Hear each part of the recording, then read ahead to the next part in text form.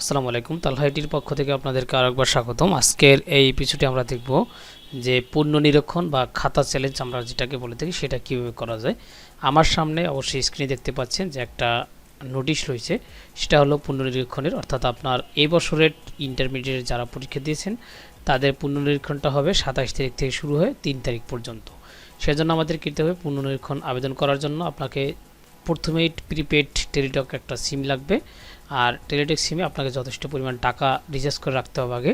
তারপর আপনাকে যা করতে হবে, প্রথমে আরএসসি স্পেস বোর্ডের 3 অক্ষর, অর্থাৎ আপনি যেই বোর্ডে পরীক্ষা দিয়েছেন সেই বোর্ডে 3 অক্ষর স্পেস রোল, অর্থাৎ আপনার রোল নাম্বারটা, তারপর আপনার বিষয় কোড, অর্থাৎ আপনার যেই বিষয় কোড রয়েছে সাবজেক্টের, উদাহরণস্বরূপ কিন্তু নিচে লিখে দেওয়া হয়েছে ঢাকা বোর্ডের কোনো প্রকৃতির রোল নাম্বার এত হলে পরীক্ষাতে আবেদন করতে চাইলে মেসেজ অপশনে RSC space Dhaka space role, তারপরে এভাবে আপনার সাবজেক্ট কোড যেটা রয়েছে সেটা লিখবেন, লিখে 16222 যে নম্বরটা রয়েছে সেই নম্বর আপনাকে পাঠাতে হবে।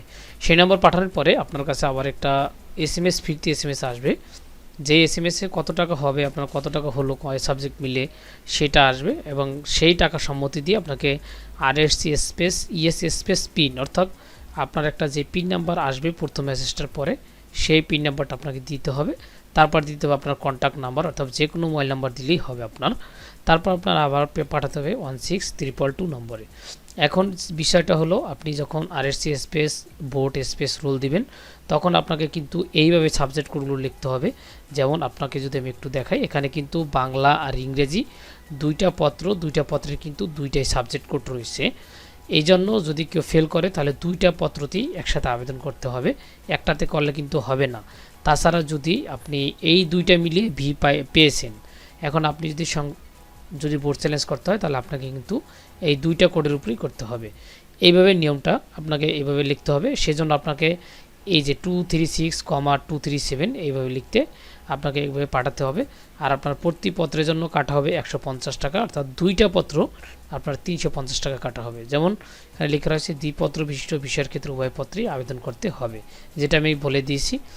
তারপর লেখছে ম্যানুয়াল কোনো আবেদন গ্রহণ করা হবে না, অর্থাৎ আপনি হাতে কোনো আবেদন বা কোনো কিছু লিখে দিলে সেটা গ্রহণ করা হবে না। এই ছিল মোটামুটি আপনার এই বোর্ড চ্যালেঞ্জের বিষয়টা। এইটার মাধ্যমে আপনি যে কোনো বোর্ডের, অর্থাৎ আমি শুধু ঢাকা বোর্ডেরটা দেখালাম, এখানে আপনি এইভাবে যে কোনো বোর্ডেরটা আপনি করতে পারবেন। মাদ্রাসার ক্ষেত্রে এটা একটু ভিন্ন হতে পারে। দেখেন, তাছাড়া যারা মাদ্রাসা বোর্ডে রয়েছেন তারা কিন্তু কীভাবে লিখবেন, প্রথমে আরএসসি স্পেস আপনার রোল নম্বর স্পেস আপনার সাবজেক্ট কোড, অর্থাৎ আপনার প্রথমেই আরএসসি স্পেসের বোর্ডের ক্ষেত্রে আপনার এমএডি, অর্থাৎ মাদ্রাসার 3টা অক্ষর সেটা লিখতে হবে, অর্থাৎ সবটাই নিয়ম কিন্তু সেম।